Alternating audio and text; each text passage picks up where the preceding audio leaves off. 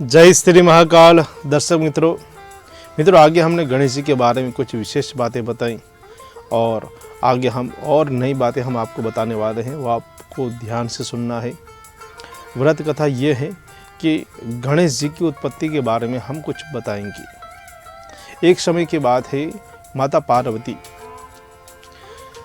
कई समय यानी कि अपने कक्ष में व्रत जप तप और अनुष्ठान करती हैं, लेकिन शिवगण आते हैं, शिव जी आते हैं और उनके व्रत में उनके अनुष्ठान में जो है ज़्यादा परेशानी उत्पन्न करते हैं, जिसके कारण उनका व्रत जो है अधूरा रहता है और उनका अनुष्ठान भी पूर्ण नहीं होता है, जिसके कारण वो भी क्रोधित होते हैं।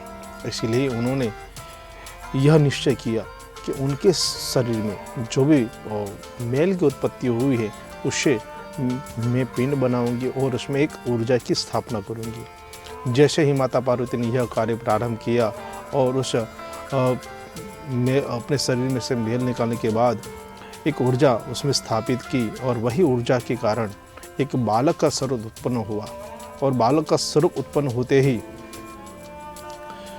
वो गणेश जी और जो बालक है और माता पार्वती दोनों के बीच में एक अच्छे से वार्तालाप भी हुई, प्रेम भरी बातें हुई। माता ने अपने बच्चे को अच्छे ज्ञान भी दिए और अच्छे संस्कार भी दिए, नीति नियम भी बताए। साथ में गणेश जी को एक दंड पास भी दिया और एक हाथ में गुड़ के बने हुए लड्डू भी दिए।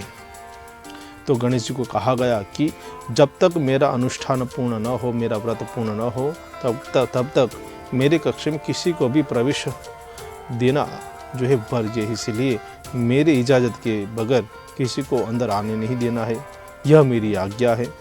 और बालक जो है माता पार्वती की आज्ञा मानकर वो द्वार के बाहर खड़ा हो गया और कक्ष की रक्षा करने लगा।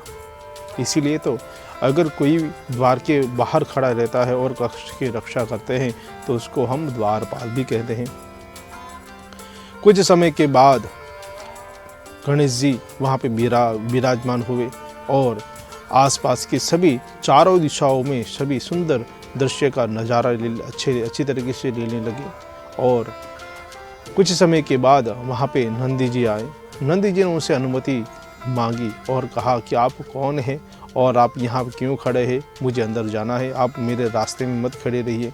लेकिन गणेश जी ने कहा कि मेरी माता की आज्ञा है कि किसी को अंदर आने नहीं देना, इसलिए आपको भी अंदर जाने की कोई भी अनुमति नहीं है। इसलिए आपको कोई भी काम हो तो मुझे बताइए, मैं अवश्य आपका काम पूर्ण करूंगा, लेकिन आपको बाहर ही खड़े रहना है। मित्रों, यहाँ पे समय की थोड़ी सी पाबंदी, इसलिए यह व्रत कथा के बारे में हम आगे और भी बारे में अच्छी तरीके से बताएंगे आपको। मुझे दीजिए अनुमति। जय श्री महाकाल।